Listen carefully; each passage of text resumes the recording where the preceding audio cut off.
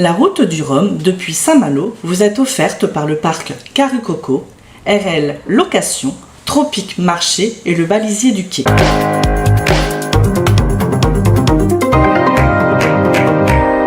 Président Harry Chalus de la région Guadeloupe.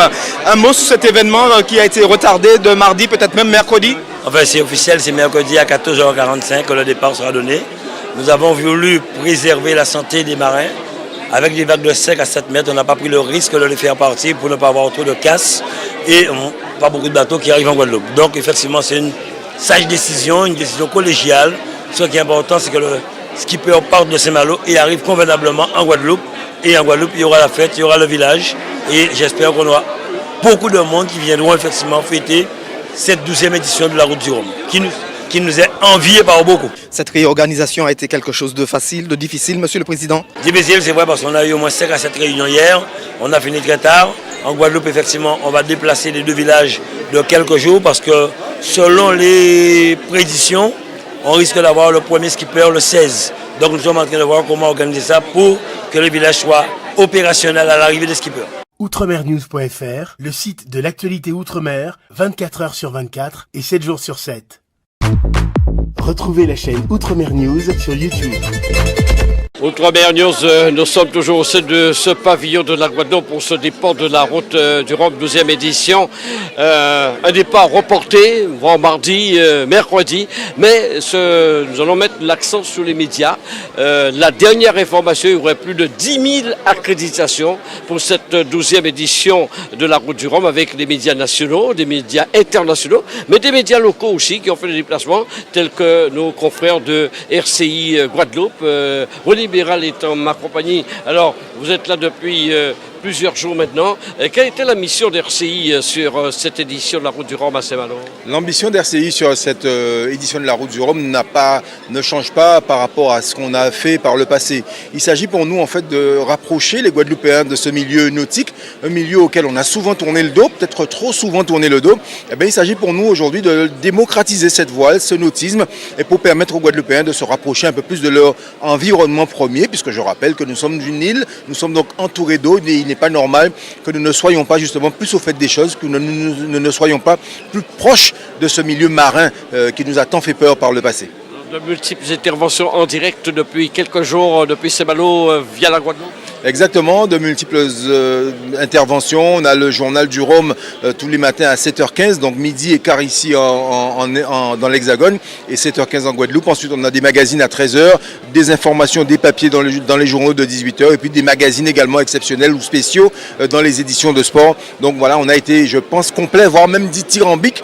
On a bien couvert cette édition de la Route du Rhum et a priori, on repart pour quelques jours encore puisqu'il y a un peu de rab. Donc voilà. Justement, j'allais vous poser la question, comment vous avez réagi lorsque vous avez appris, comme nous-mêmes, que le départ était reporté? Réaction immédiate à l'antenne?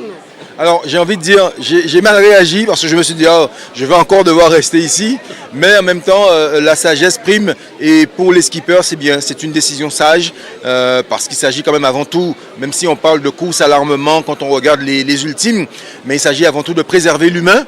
Et quand on voit ce qui arrivait après les 36 premières heures de course, je pense que c'est une sage décision que de reporter le départ. Vous êtes là depuis quelques jours, réaction sur ce pavillon et le monde que nous avons ici à Saint-Malo pour cette 12e édition. Oui. Moi je dirais que la Guadeloupe attire. Nous avons un diamant brut que nous devons nous tous polir. La Guadeloupe est un très très beau pays, c'est une très très belle île qui gagne à être connue et aujourd'hui quand on voit le monde qu'il y a sur le pavillon, justement le pavillon des îles de Guadeloupe, ça prouve justement l'engouement, l'intérêt pour les Bretons, mais également les Français de leur ensemble, puisque il n'y a pas que des Bretons ou des Parisiens qui viennent là, il y a des gens qui viennent de partout pour ce départ de la Route du Rhum. Et vous l'avez vous-même souligné, on a quand même atteint un record en termes d'accréditation de journalistes. C'est énorme, c'est une manifestation qui est à l'égal, je veux dire, en termes de couverture médiatique, à l'égal d'une Coupe du Monde.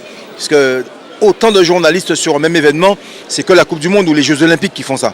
Donc il faut se gargariser quand même de ce succès-là. Merci évidemment sous le départ, mais qui sera sous l'arrivée, avec évidemment tous les moyens de direct. Je suppose que tout ça se prépare activement. Oui, ça se prépare activement parce qu'on se doit aussi d'être là quand les premiers skippers vont arriver, quand les skippers guadeloupéens vont arriver. On va accompagner le premier du classement Scratch. On va également accompagner tous les premiers de classement. Mais on aura aussi un accompagnement particulier pour tous les skippers, les 7 skippers guadeloupéens qui franchiront la ligne d'arrivée. On sera à leur côté.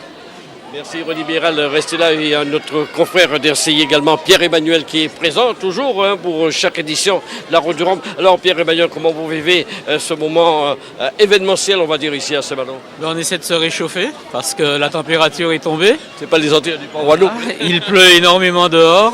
Donc on essaie de s'adapter. On est comme les marins, comme les matelots, comme les navigateurs.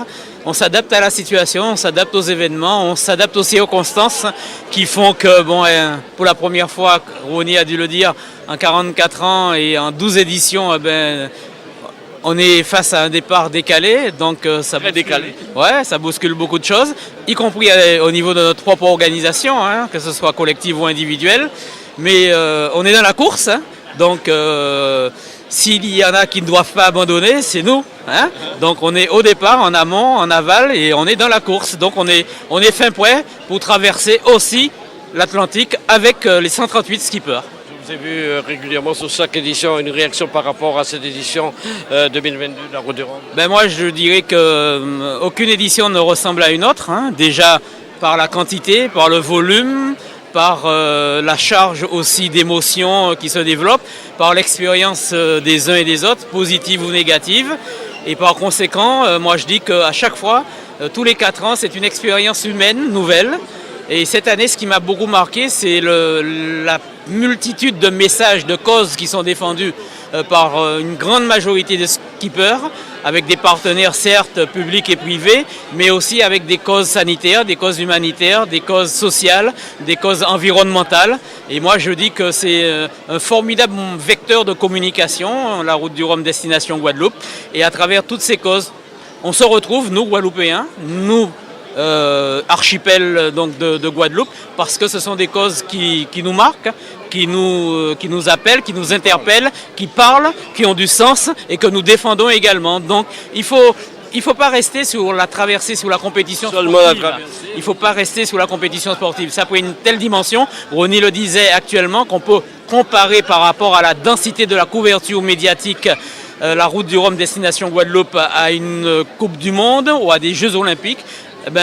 Si on peut, la Guadeloupe, traverser les océans, traverser les latitudes, traverser les continents à travers la Route du Rhum Guadeloupe, on est tout petit. Voilà, donc on prend du volume, on prend de l'ampleur, ne serait-ce que pour cela, ça mérite d'exister. Et on la tient. Bravo à ceux qui ont marqué Destination Guadeloupe derrière, parce qu'on sait que quel que soit là où ça partira, ça arrivera en Guadeloupe, ça a du sens. Il y en a qui le combattent, mais bon... on ne peut pas faire l'unanimité, on ne peut pas plaire non plus à tout le monde. Mais nous faisons notre job et nous pensons que nous sommes dans une démarche effectivement extrêmement constructive et positive. Merci messieurs de RCI, je salue Michel Salbot, Patrick Soulez, Michel Salbot qui mène une antenne, je sais, avec beaucoup de force et d'énergie. On était ensemble hier soir, je connais le travail qu'il fait. Et puis une petite pensée pour notre ami Mario Moradel, qu'on a tellement parlé ces derniers jours de la Route du Rhum qui nous a quittés. Il faut aussi penser à lui. Et puis tous nos confrères de Canal 10 qui se sont déplacés, tous les médias, il y a les médias nationaux, internationaux, mais les médias locaux sont en force ici. Et aussi, il faudrait, et c'est pour ça que nous avons voulu mettre un coup de zoom sur ces médias qui ont fait des déplacements en force ici à Saint-Malo. Le grand Patrick Soulez, présent depuis quelques jours. Pas trop fatigué, Patrick? Non, tout va bien, tout va bien. C'est vrai que ça change de chez nous, mais on est venu pour faire le job, on a fait le job. Et puis on a fait une équipe vraiment très soudée.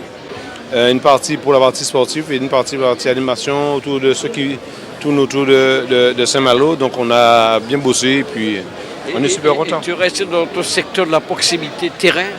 On fait ce qu'on sait faire. Et si on aime ce qu'on fait, on est obligé de le faire bien.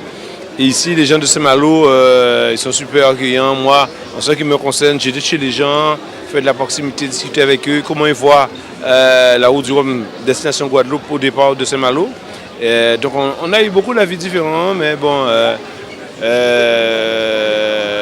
c'est vrai que on aurait voulu avoir encore plus longtemps. Mais bon, après, c'est la Route du Rhum, c'est ça, c'est comme ça, quoi. Et c'est vrai, quand nous avons parlé avec le maire de Saint-Malo, c'est une longue et vieille histoire d'amour entre Saint-Malo et la Guadeloupe. Et quand on voit les gens de Saint-Malo, on a l'impression qu'ils adorent la Guadeloupe, ils adorent les Guadeloupéens. Et malgré, il y a pas mal de gens que j'ai rencontrés de Saint-Malo, des Malouins qui ne connaissent pas la Guadeloupe, qui ne sont jamais venus en Guadeloupe. Et ils ont profité sur les images qu'on leur montre, depuis la route du Rhum, ils sont contents de ça, mais ils ne savent pas où se trouve la Guadeloupe. Ils savent que c'est très très loin, mais ils ne viendront peut-être jamais en Guadeloupe. Mais bon, c'est ce que notre souhait de recevoir tous ces gens chez nous. Imaginez tous ces gens, plus de 2 millions de personnes chez nous en Guadeloupe. On part jusqu'à 4 h du matin. Alors là, c'est la fête totale. Le libéral nous a parlé du déploiement de l'équipe d'RCI ici. Il disait plus de 10 000. Nous avons pris cette information ce matin.